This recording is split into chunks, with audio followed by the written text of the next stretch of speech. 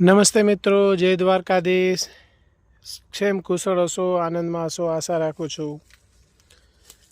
ચાલો મિત્રો, ફરીથી એક વખત પ્રકૃતિની સાથે, પ્રકૃતિના સાનિધ્યમાં મિત્રો એક વિચાર યાદ આવ્યો કે જ્યાં સુધી મનુષ્ય પોતે સ્વસ્થ નહીં હોય, પોતાનું શરીર સ્વસ્થ નહીં હોય, પોતે સક્ષમ નહીં હોય, પોતે નિરોગી નહીં હોય, ત્યાં સુધી એમની જોડે કરોડો કે અબોજો રૂપિયા હોય એ બધું વ્યર્થ છે, નકામું છે. મિત્રો, જે કાંઈ રૂપિયા હોય, સંપત્તિ હોય, પ્રોપર્ટી હોય, એ બધું વ્યર્થ છે.